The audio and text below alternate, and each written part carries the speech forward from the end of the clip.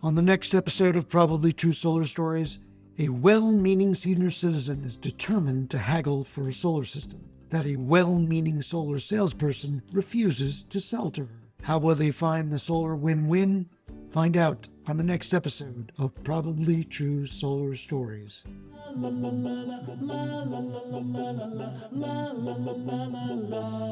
It's episode 8 of Probably True Solar Stories. I'm your host, Tor Solar Fred Valenza. This first season has had a lot of different genres, but I think this episode is closer to a could-be, maybe true solar story compared to the other sci-fi and crime and superhero stories that you've been hearing in prior episodes. It's about two stubborn people trying to do the right thing and still disagreeing. Okay, here we go.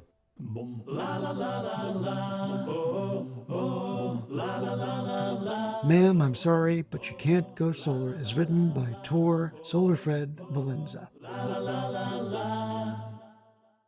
John looked at Barbara. She looked like his grandmother. Old, short, stubborn, poor, and alone. She was probably in her 80s, maybe closer to 90. Everything about Barbara was thin. Her hair, her arms, her legs, and her chapped lips were all narrow and pale. But Barbara wasn't starving.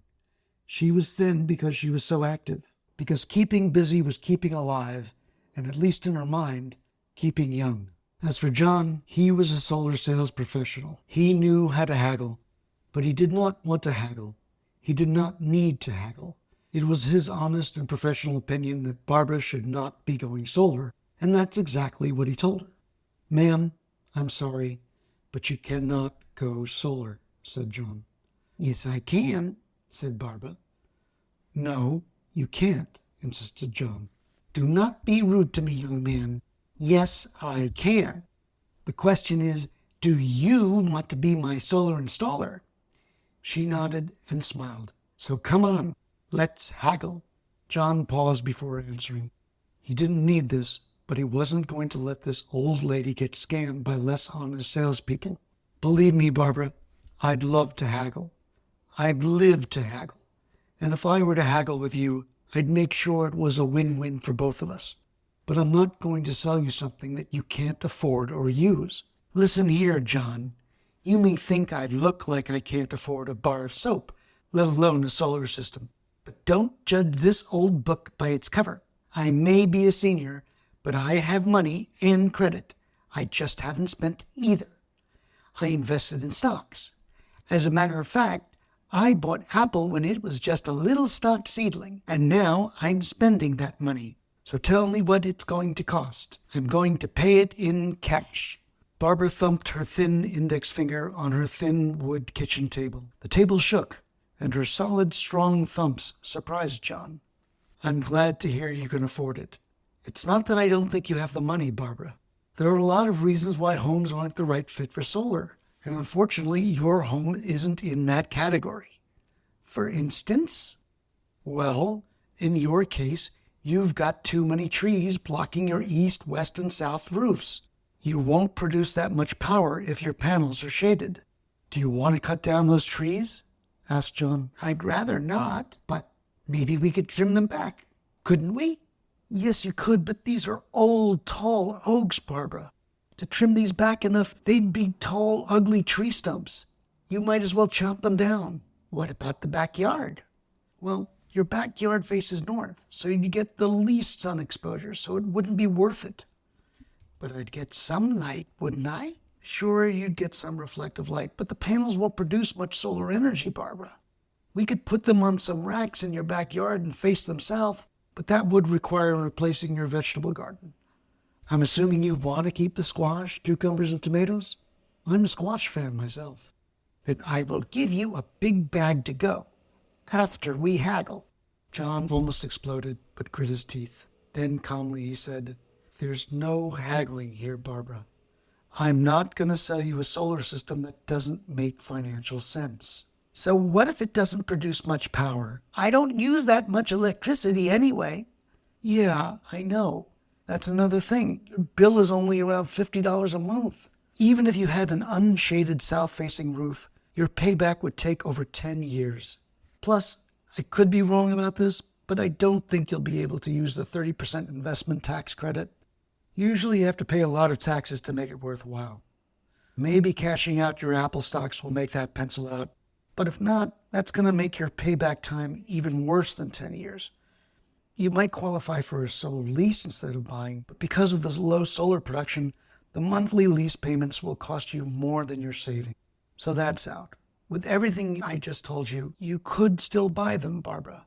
But it's probably going to take 20 years or longer to get a payback. So you might not even be alive, is what John wanted to say. But he didn't. Barbara knew the unsaid word, and she didn't care. You let me worry about being paid back, John. There are some things that are more important than making a return on an investment. I'm buying this solar system to help future generations. But you're not, said John. You'll be barely offsetting any carbon. And right now, there's a solar panel shortage. So you'd be better off letting someone else with a bigger carbon footprint go first. The other thing, John, don't you see that I don't care? I want solar on my roof, and I'm willing to pay cash for it. So name your price and let's start haggling. Barbara, let me finish. Your roof is 30 years old. It needs to be replaced before we put the panels on. Can you install a new roof? Yes, that we can help you with. But you still have the trees and or the north-facing roof. And I'm still not finished. Your main electrical panel, your circuit breaker system, it's old and needs to be upgraded first. Your roof, you should probably do that anyway. But again, you want to do good for future generations, pay someone to plant some trees, or donate a solar system to someone else who can't afford it. John, you've been very patient with me, and I appreciate that. But how do you explain the 3 solar quotes that I already have from your competitors? You have 3 quotes. Can you show those to me? Barbara went to a kitchen drawer and pulled out a yellow file folder with printed quotes from 3 solar companies. 2 of them were thick and were comprised of a dozen pages filled with forecasted utility bill graphs that predicted utility rates rising by 10% for the next 25 years. As the years went up, the papers showed that her solar dividend or her solar savings increased over time. One of the companies had used a software to show a picture of what the panels would look like on Barbara's south-facing roof, which was pockmarked with shaded spots from Barbara's trees. In all 3 cases, the solar production and utility rate increase data had been doctored to show that Barbara would receive a payback in 5 to 7 years. That was typical for homes that were ideal for solar, but it was impossible for Barbara's home. None mentioned the roof replacement, tree trimming, or the need for an electrical service panel upgrade. How did you find these installers? John asked. The same way I found you. Through the yellow pages. They all promised a discount for senior citizens. So what's your discount, John?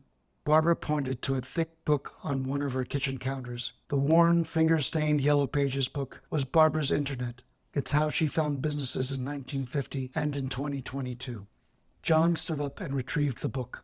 He turned to the solar section. There were many full-page ads, half-page ads, and quarter-pagers. Several advertised discount for seniors. John's company also had a quarter-page ad. At the bottom it read, 10% AARP discount. Look, I'm glad you got 4 quotes. That's the right thing to do. But you should have also checked out their online reviews on Yelp, Google Reviews, Angie List, and the Better Business Bureau. I don't own a computer, John. I have a cell phone, but I barely use it. I'm a good judge of character. They all seemed like very nice people. One brought me cookies. She baked them herself. Out of all of them, you're the only one that says I can't go solar. Why should I listen to you? If I show you some reviews on my computer, then will you believe me? Maybe. I'll have to see. John took out his company iPad and typed in the name of each solar competitor. The internet reveals all. Each had sales complaints, installation complaints, and service complaints. The best of the 3 had a 2-star rating. The Better Business Bureau gave the companies D or F ratings. John also showed Barbara his company.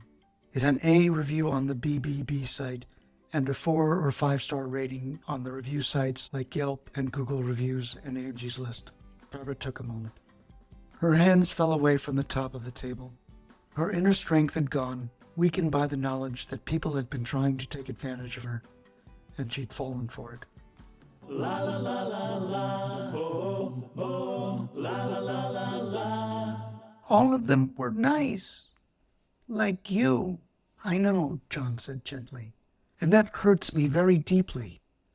But most solar installers in this industry are good people, and there are good quality companies that install quality solar panels. But like any industry that's growing with great incentives right now, there are going to be some bad apples. I'm a good apple. My company's a good apple. Please don't buy solar from me or anyone. Thank you for your honesty, John. I guess I really should learn how to use a computer or a cell phone. I just don't have anyone to teach me about these things. I've been on my own for years now. My husband Harry died 10 years ago. He always wanted us to go solar. For him, it was all about energy independence. We're going to make our own power, he'd say to me, and I could leave the lights on any time. Well, after he died, every time I thought about turning on a light, I thought about Harry, so I didn't want to go solar. But it's been long enough now, and I wanted to make Harry's solar dream come true. The sun hits the panels and you get free electricity? That's like magic. Who wouldn't want that? Yeah, I know that feeling. It is like magic, Barbara. But it's magic that doesn't work great on your house. What we can do is install a new roof or do some more repair work if you have leaks. The other thing to do is to go solar remotely. There's something called community solar. You subscribe to being a part of a nearby solar farm and your utility bill gets credited. I'll help you get set up with that if you want. Yes, please. Barbara brightened, her strength returning. And yes, I'd like your company to replace my roof, if the price is right. Ready to bargain? No, but I'll do my best. La la la la la, oh, oh, la la la la la, oh, oh, la la la la la, oh, oh, la la la la la. Don't you love Barbara and John's stubbornness for both trying to do the right thing? I've actually heard a lot of true stories about solar salespeople doing the right thing and telling the homeowner that their home isn't right for solar. I've also heard about the bad solar apples who will push a sale on people that shouldn't go solar. Overall, the solar industry has a great ethical reputation, and I want it to stay that way. So if you're new to solar or just thinking about going solar, here are some good-to-know home solar shopping tips. Number 1, the best way to go solar is through a friend who's gone solar. So ask around. They've been through the solar sales and installation process, so they'll tell you how their installer did. At worst, they'll have some personal lessons learned. At best, you'll get a quote from a quality installer that your neighbor or friend already trusts. Number 2, if you don't have a friend who's already on solar, and even if you do, the internet really does reveal all. Check the show notes for some more tips. And by the way, if you haven't noticed, every episode now has true solar takeaways. These are some of the solar tips that I might have mentioned in the episode. That's all for episode 8. Ma'am, I'm sorry, but You Can't Go Solar was written and read by me, Tor Solarfred Valenza. If this episode was entertaining or helpful, please like, subscribe, and leave a review on Apple Podcast or Spotify. It really does help others to find, enjoy, and hopefully learn something. Probably True Solar Stories is a production of Unthink Solar, PR, and Communications. Be bold for solar, stand out, and educate. See you next time.